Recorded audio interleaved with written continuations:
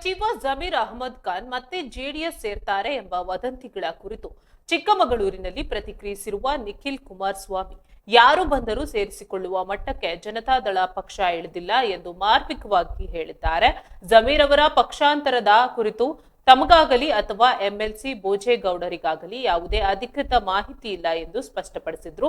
ಯಾರೇ ಆಗ್ಲಿ ಪಕ್ಷ ಬಿಟ್ಟು ಹೋಗುವಾಗ ಸಾರ್ವಜನಿಕ ವಲಯದಲ್ಲಿ ನಿಂತು ಹೇಗೆಲ್ಲ ಮಾತನಾಡಿದ್ದಾರೆ ಎಂಬುದು ಮುಖ್ಯವಾಗುತ್ತದೆ. ಪಕ್ಷದಲ್ಲೇ ತಿಂದು ಉಂಡು ಬೆಳೆದು ಹೋಗುವಾಗ ಲಘುವಾಗಿ ಮಾತನಾಡುವ ಅವಶ್ಯಕತೆ ಇರಲಿಲ್ಲ.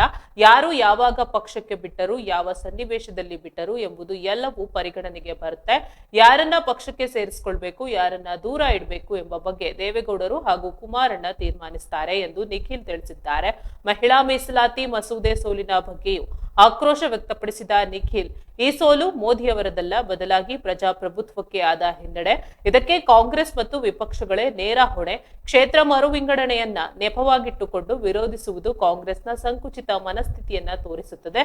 ಕಾಂಗ್ರೆಸ್ಸಿಗರಿಗೆ ಹೆಣ್ಣು ಮಕ್ಕಳು ಕೇವಲ ವೋಟ್ ಬ್ಯಾಂಕ್ ಆಗಿ ಮಾತ್ರ ಕಾಣ್ತಾ ಇದ್ದಾರೆಯೇ ಎಂದು ಪ್ರಶ್ನಿಸಿದ್ದಾರೆ. ರಾಹುಲ್ ಗಾಂಧಿಯವರು ಮಹಿಳಾ ಸಬಲೀಕರಣದ ಬಗ್ಗೆ ಬರೀ ಭಾಷಣ ಮಾಡ್ತಾರೆ.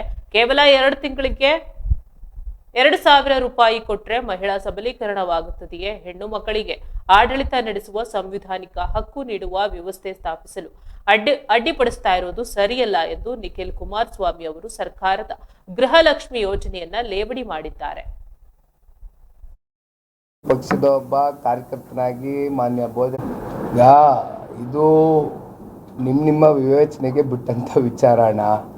ನನ್ನ ಗಮನದಲ್ಲಿದ್ದಂಗೆ ನಾನು ಈ ಪಕ್ಷದ ಒಬ್ಬ ಕಾರ್ಯಕರ್ತನಾಗಿ ಮಾನ್ಯ ಬೋಜಣ್ಣ ಅವರು ಹಿರಿಯರಾಗಿ ಅನುಭವಿಗಳಾಗಿ ಬಹುಶಃ ಬೋಜಣ್ಣನ ಗಮನಕ್ಕೂ ಇದೇನೋ ಬಂದಿಲ್ಲ ಅಂತ ಅನ್ಕೊಂಡಿದ್ದೀನಿ.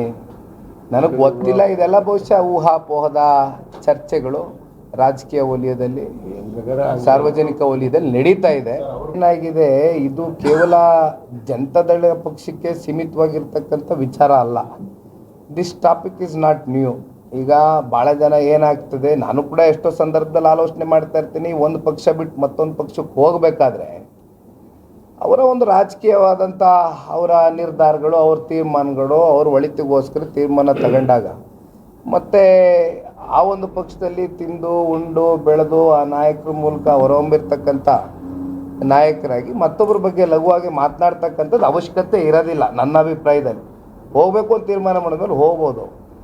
ಬಟ್ ಇತ್ತೀಚಿನ ರಾಜಕಾರಣದ ಬೆಳವಣಿಗೆಗಳು ಬಹಳ ವರ್ಷಗಳಿಂದ ನಾವು ನೋಡ್ಕೊಂಬಂದಿದ್ದೀವಿ. ಮಾತಾಡಿದ್ದಾರೆ.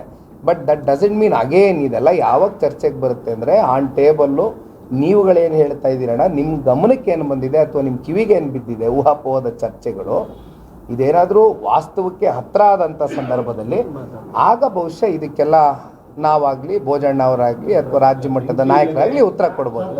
ಅಲ್ಲ, ಇಟ್ ಡಿಪೆಂಡ್ಸ್ ಅಗೇನ್ ಯಾರು ಬಂದರು. ಈಗ ತಾವು ಹೇಳಿದ್ರಿ ಯಾರು ಬಂದರೂ ಕೂಡ ಅಂತಕ್ಕಂಥದ್ದಕ್ಕೆ ಬಹುಶಃ ನಾವು ಏನು ಆ ಮಟ್ಟಕ್ಕೆ ಇವತ್ತು ಜನತಾದಳ ಪಕ್ಷ ಏನು ಇಳಿದಿಲ್ಲ. ಇದು ನಿಮ್ಮ ವಿವೇಚನೆಗೆ ಬಿಟ್ಟಂಥ ವಿಚಾರಣ. ನನ್ನ ಗಮನದಲ್ಲಿದ್ದಂಗೆ ನಾನು ಈ ಪಕ್ಷದ ಒಬ್ಬ ಕಾರ್ಯಕರ್ತನಾಗಿ ಮಾನ್ಯ ಬೋಜಣ್ಣ ಅವರು ಹಿರಿಯರಾಗಿ ಅನುಭವಿಗಳಾಗಿ ಬಹುಶಃ ಬೋಜಣ್ಣನ ಗಮನಕ್ಕೂ ಇದೇನೋ ಬಂದಿಲ್ಲ ಅಂತ ಅನ್ಕೊಂಡಿದ್ದೀನಿ. ನನಗೆ ಗೊತ್ತಿಲ್ಲ, ಇದೆಲ್ಲ ಬಹುಶಃ ಊಹಾಪೋಹದ ಚರ್ಚೆಗಳು ರಾಜಕೀಯ ವಲಯದಲ್ಲಿ, ಸಾರ್ವಜನಿಕ ವಲಯದಲ್ಲಿ ನಡೀತಾ ಇದೆ.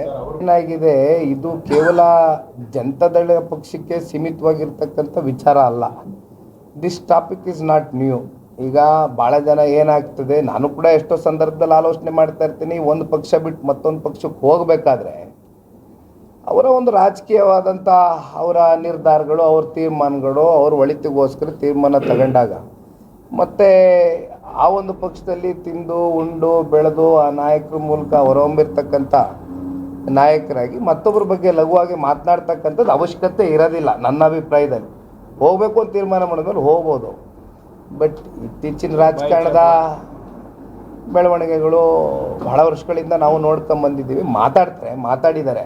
But that doesn't mean again ಇದೆಲ್ಲ ಯಾವಾಗ ಚರ್ಚೆಗೆ ಬರುತ್ತೆ ಅಂದರೆ, ಆನ್ ಟೇಬಲ್ಲು ನೀವುಗಳೇನು ಹೇಳ್ತಾ ಇದ್ದೀರಣ್ಣ, ನಿಮ್ಮ ಗಮನಕ್ಕೆ ಏನು ಬಂದಿದೆ ಅಥವಾ ನಿಮ್ಮ ಕಿವಿಗೆ ಏನು ಬಿದ್ದಿದೆ ಊಹಾಪೋಹದ ಚರ್ಚೆಗಳು, ಇದೇನಾದರೂ ವಾಸ್ತವಕ್ಕೆ ಹತ್ರ ಆದಂಥ ಸಂದರ್ಭದಲ್ಲಿ ಆಗ ಬಹುಶಃ ಇದಕ್ಕೆಲ್ಲ ನಾವಾಗಲಿ ಭೋಜಣ್ಣ ಅವರಾಗಲಿ ಅಥವಾ ರಾಜ್ಯ ಮಟ್ಟದ ನಾಯಕರಾಗಲಿ ಉತ್ತರ ಕೊಡ್ಬೋದು. ಅಲ್ಲ, ಇಟ್ ಡಿಪೆಂಡ್ಸ್ ಅಗೇನ್ ಯಾರು ಬಂದರು. ಈಗ ತಾವು ಹೇಳಿದ್ರಿ ಯಾರು ಬಂದರೂ ಕೂಡ ಅಂತಕ್ಕಂಥದ್ದಕ್ಕೆ ಬಹುಶಃ ನಾವು ಏನು ಆ ಮಟ್ಟಕ್ಕೆ ಇವತ್ತು ಜನತಾದಳ ಪಕ್ಷ ಏನು ಇಳಿದಿಲ್ಲ. ಈಗ ಇದು ನಿಮ್ಮ ವಿವೇಚನೆಗೆ ಬಿಟ್ಟಂಥ ವಿಚಾರ ಅಣ್ಣ. ನನ್ನ ಗಮನದಲ್ಲಿದ್ದಂಗೆ ನಾನು ಈ ಪಕ್ಷದ ಒಬ್ಬ ಕಾರ್ಯಕರ್ತನಾಗಿ ಮಾನ್ಯ ಭೋಜಣ್ಣ ಅವರು ಹಿರಿಯರಾಗಿ ಅನುಭವಿಗಳಾಗಿ ಬಹುಶಃ ಭೋಜಣ್ಣನ ಗಮನಕ್ಕೂ ಇದೇನೋ ಬಂದಿಲ್ಲ ಅಂತ ಅಂದ್ಕೊಂಡಿದ್ದೀನಿ. ನನಗೆ ಗೊತ್ತಿಲ್ಲ ಇದೆಲ್ಲ ಬಹುಶಃ